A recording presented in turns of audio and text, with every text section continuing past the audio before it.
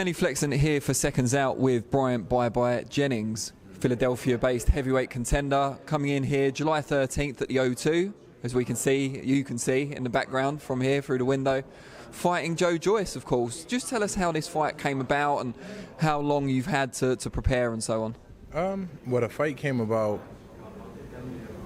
by word of mouth. To me, I was already, training. About to start a training thing because I was supposed to fight on the Fury card. So, and the opportunity came, and they asked, "Which one do you want?" And I was like, "Well, Joe is a high risk, better reward. Not necessarily high reward, but a better reward than what was at stake for me." And at this point in my career, I just think that everything must count. And, it was just important for me. So I made sure I took the fight, and I accepted it, and, it is what it is. What was the other option on the table? You said you chose Joyce. Yeah, I don't know the guy's name. Still can't pronounce it. But it was a Russian guy. He was 12-0. I still can't pronounce his name. Is it the same guy who fought David Price last year? What, and won against David Price? Yeah, I think Price retired with an injury or something. Yeah, I'm not even sure. I don't think that's the guy. I don't think that's the guy. But yeah, I can't pronounce his name, so I won't say it. Just 'cause I don't want to mess it up. Sure. Yeah.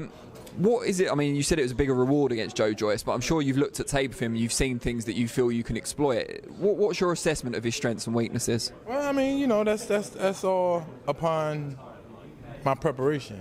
What I see is what I see. It all has to be displayed on July 13th. But I just felt as though it was a better fight for me. It was a fight to get me right there, or to keep me there, and not necessarily start all over and do all this other stuff. So I see things in every fighter that I can exploit. But I'm pretty much the only one that can beat myself. So. Now I look at it as if, maybe they thinking, oh, well, this guy's just coming off a loss, blah, blah, blah. It's like, I kind of beat myself. And I already know what happened, how it happened, what it did. That's behind me. That's in the past. But, I mean, I'm not the type of dude that just, to come and lay down. I don't do that. I'm not in that business. How frustrating was that defeat? I know you don't want to dwell on it too much, but you were well in the fight for 11 and a half rounds, and then suddenly it was all over in the final round, and you probably felt you were on your way to winning a decision. So how frustrating must that have been for you? Well, yeah, it was frustrating based on the discomfort of the whole thing. Even before the fight was accepted, I was just like, this dude's 6'1", Joshua's 6'6", 6'7", Wilder's 6'7", 6'8", and I'm just like, again, a little dude, so between that and the discomfort of the venue, the discomfort of my fans, support, being able to have to take the long drive, and it's nowhere. What's the name of the place? I forget. It's nowhere. I don't even remember the name of the place. Turning Stone Casino. It's like in the middle of nowhere. So it's just like it's either a 4-hour drive or a flight.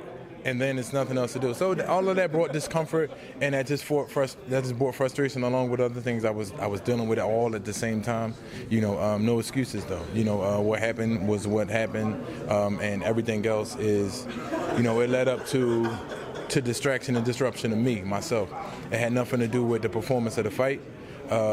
Give kudos to the winner, all and stuff like that. So, but it's all good. Stuff happens in boxing. Look at last week. Yeah. We'll talk about that in a minute. But before we do, how much respect do you afford to your opponent, Joe Joyce, in that he could have picked an easier fight for this show, London, homecoming type show for him. You're obviously a very experienced contender, former world title challenger, and still very much a threat on the world scene. How much respect do you give him for taking the risk against you, just as you have taken a risk against him? There's no added respect. That's just what we do. That's just how we supposed to. That's just how we supposed to do it. So it's a salute. But it's not like any added respect. It's respect, period. For anybody that gets in the ring. But any added respect for choosing to just like, all right, yeah, he a real one. This guy likes the challenge. He been barking since he turned pro. So that's already something that was already established in his forte. So any added respect from me would be that I'm not expecting him to pick as such, but he had already announced certain things and already had climbed up certain trees to show that he was a fighter. So. You mentioned the upset result at the weekend. It now means all 4 major world heavyweight titles are in either American or Mexican-American hands. How much of an incentive is that for you ahead of this fight? And that, if you get a world title shot, it's likely going to be in the US against a fellow American, or in Ruiz's case, Mexican-American. Yeah, well, I'm not even too sure about that because, I think Andy Ruiz is PBC or Al Heyman or whatever. So, I'm just hoping none of those political barriers or political obstacles get in the way of anybody ever getting a chance to actually doing that. But as far as the fight, it actually kind of like makes people open their eyes to see someone that they didn't expect to lose in such fashion. That's to put the icing on the cake. So to lose in such fashion by someone that that appeared to them to be like a big slouch or whatever. So that's in their mindset. I knew Andy was never sweet, so that's what they expected. So it was kind of like an eye opener for them people to say, look, man, you got this guy with all these muscles, big in shape dude, look good, great, great marketing, all this, and then you got, the not so good looking Andy Ruiz, who eats a Snicker before his fight, or whatever. So that opened up the eyes of the people to say, listen, anything can happen in this game. I want y'all to stop being mesmerized off of the look and off of everything else, because 2 guys getting in the ring, anything can happen. And is that inspirational for you too? Because you're not the biggest heavyweight around. Joshua, as you said, body beautiful, well marketed.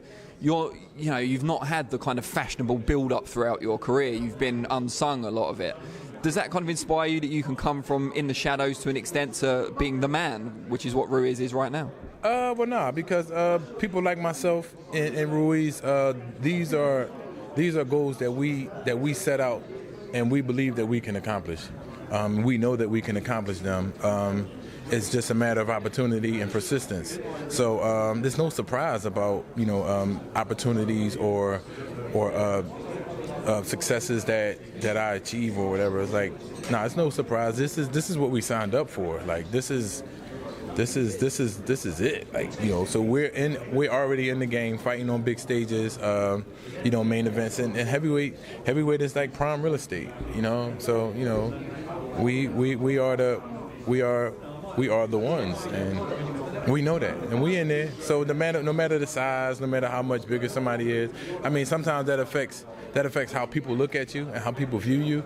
But to us, within ourselves, we have to believe in ourselves more than anybody else.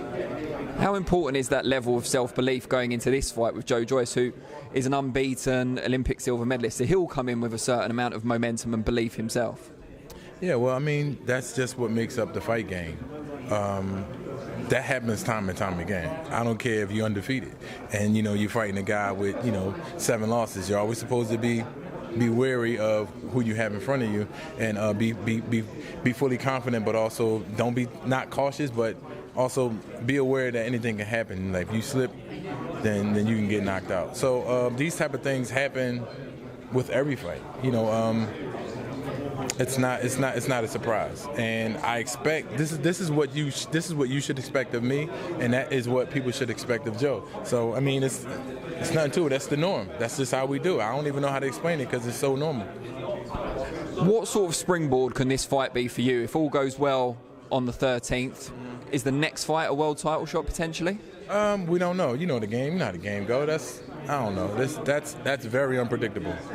We don't know. I don't know whatsoever. Not an ounce of bit of know-how. The fact that he's currently sitting as the mandatory contender for the WBA regular belt, which is held by Manuel Char, was that part of the attraction to taking this fight? No, it was just more of a. It made more sense, and it's a higher chance, but it just made more sense, and whatever came from it is the reason why, or whatever would come from it is the reason why we chose that and not chose the other thing. So you win here, you get this. But you win there, you don't get as much. So shit, I want my chances. I mean, let's go. I'm gambling.